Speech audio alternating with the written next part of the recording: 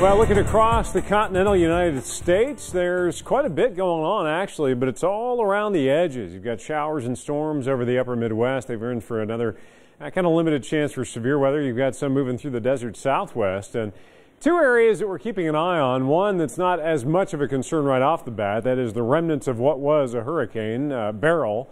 You can see quite a bit of convection. That is brighter colors, an indication of storms rolling up on San Juan, Puerto Rico.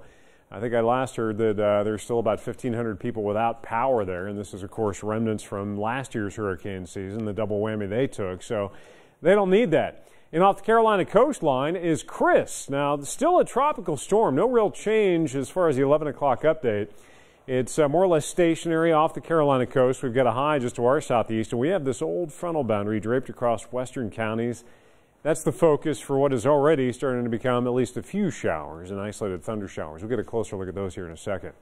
Now, as far as Chris goes, it's likely to strengthen, but a U.S. landfall is not expected. So right there's Charleston. There's the U.S. coastline. It should track off to the northeast. The National Hurricane Center's official track still got it at 60-mile-per-hour sustained winds as a tropical storm.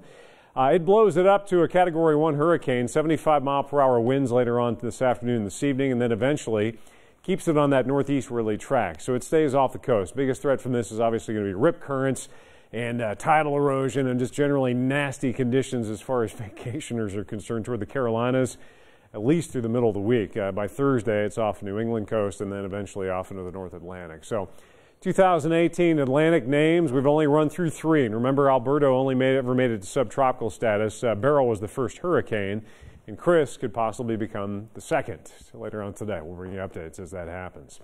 Here's the Max Track Live. It's not a lot to look at, but there are a few little pops of some moisture from Louisville running right down east of I-65, where that front is I just showed you.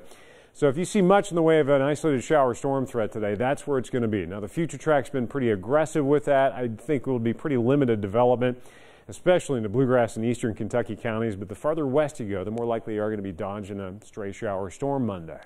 Tomorrow, there's a cool front tracking south. That boundary has a slightly better chance into the afternoon and evening. Watch the clock. The afternoon into the evening. Again, very hit or miss, pretty limited coverage, but at least a few showers, maybe a stray thunder shower or two. And as that boundary sags south, it'll cut the humidity, drop the temperature back down again midweek. It's mid-80s. We're starting to go from mostly to partly sunny, which we will this afternoon. And I don't expect a lot in the way of showers or storms, but I expect everybody to get well into the 80s. Some folks may even top out around 90 degrees.